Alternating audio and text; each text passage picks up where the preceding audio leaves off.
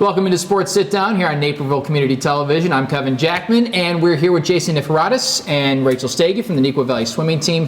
Thank you guys so much for joining me. I know you guys are going through a great season.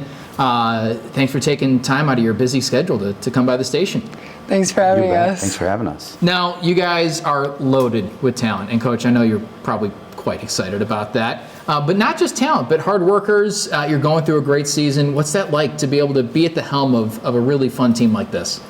Well, it makes it really extra special because I've been coaching these kids since they were like 8 years old. And I was telling Rachel the other day, I still remember her when she was probably like 6 years old, like peeking into the pool office to, see me typing away and then run away with her friends, then come back. And so this just makes it super special.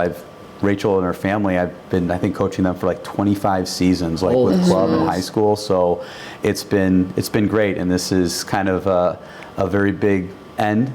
But yeah, I've been working with these girls for so long and developing them. It has been a dream come true to see everything kind of pay off at the end. We know we're outrageously talented, but that's not good enough for us. And we want to be not just great workers, but we want to have a big impact on each other, and just that alone just lets everything else kind of fall into place where it needs to be. How enjoyable has it been to be around this program for as long as you have?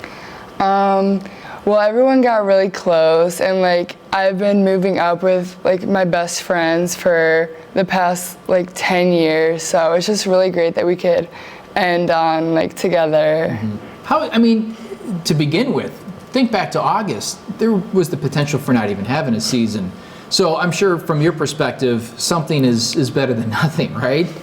Yeah, but with our sport, a pool is a pool. Right. And so, these girls want to go fast, and, I think that maybe the luster of a state meet is not going to be there, but, they just have this focus and they have big goals. That's why they're as good as they are. And, there's going to be swimming past high school for them, and so they just want to be fast. And so I'm just trying to get them there and just try to work their mindset. Yeah.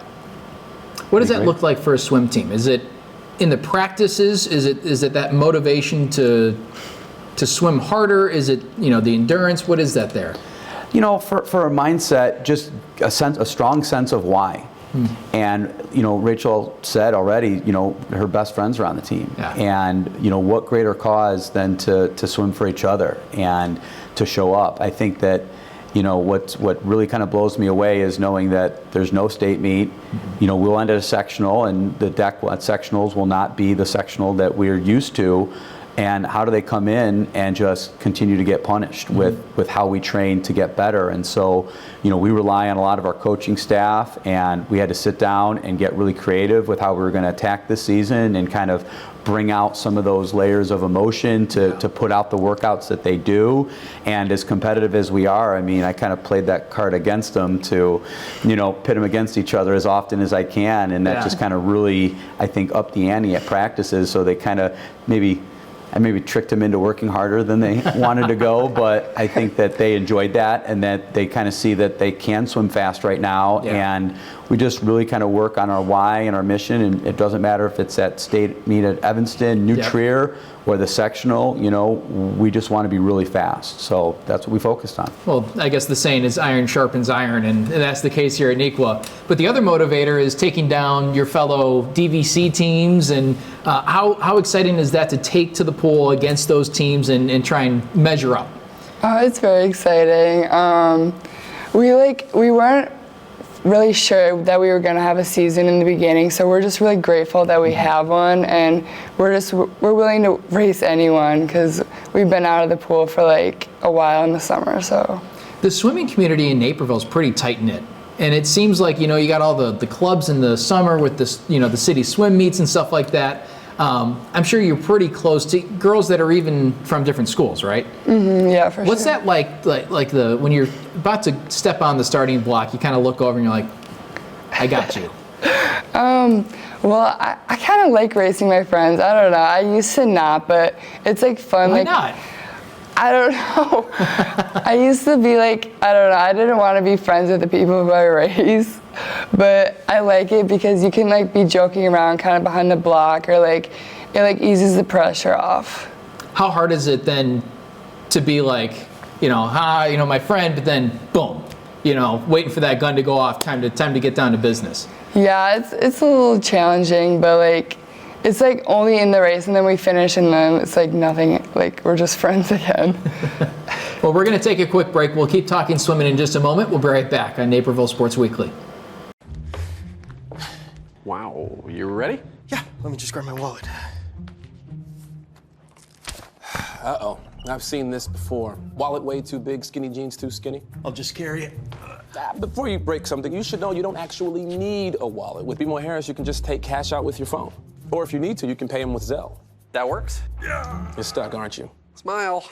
Woo! Those jeans are way too tight. That feeling you get when no wallet is no big deal. That's the BMO effect. We're back with Neuqua Swimming, and I want to get your take on this because we were talking offset before we started the segment. COVID-19, it's obviously on the forefront of everybody's mind. It's changed the way you guys have done things. Coach, in the first segment, you mentioned how it's going to feel weird with only 50 people on deck. 50 sounds like a million in the last few months because we're just not accustomed to big group gatherings, but why is it going to feel kind of small and kind of empty in that regard? Well, I think that we learned right away how, like on a big area, like a pool deck and in the stands, how quickly that 50 can really turn into 200, 300 people at a meet. You go to like a state meet, even more than that.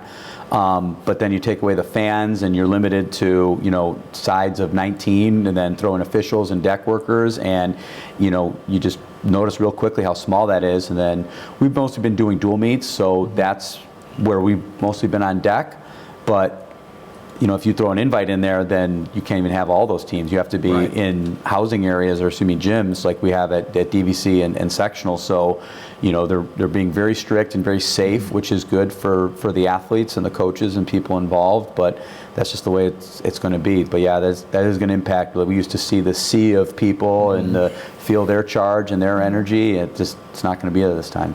Is that going to be helpful or hurtful as an athlete? Because I'm sure the fans give you this sense of like adrenaline, but maybe without that, the jitters won't be there. I don't know. Tell me how you see this going down. Yeah, we miss the fans, but we're like trying to keep our energy up as a team because like we just gotta stay focused. And even though there's no fans, or even though our team isn't going to be on the deck, we're still there for one purpose. You've been so successful throughout your career in high school, especially in the state meet. What do you chalk that up to? So I started when I was really young, and I've been working hard like all throughout the years, and like I also like to keep it fun because if you're not having fun, then like you can't swim fast. And like someone told me, like a happy swimmer is a fast swimmer, so you just got to make sure you're happy while doing it. I like that. Are you always a happy swimmer in practice? Most of the time. Careful, your coach is right. This morning would not. Sometimes I get some attitude. I like the way you phrase that. It's funny. But no, swimming practices are fairly grueling sometimes. What is that like to make sure that everybody stays on the same mental page during those tough practices? Yeah, we talk about a great purpose of why we do things, and so. Girls have a general sense of what each day is going to look like or the week's going to look like. So at least they know that going into it. And then, for me, it's just reading the athletes and what their needs are, not just physically, but emotionally. That plays a big part of it as well. And, if there's a lot of work to get done, I try to be as creative as I can to, do it differently. Take their input is really big. The girls know that they can always come to me and, hey, I'd like to be able to do this a little bit more, or can we work on this? And we do it. So I think they feel that they own a part of it, which, always gets them to get up and race more and practice more. Even at 5 a.m., I'm guessing, is when you guys sometimes practice. Yeah. Guys, thank you so much for joining me. Best of luck at sectionals. And thank you. We'll see what you guys can do. Thank you. Wonderful.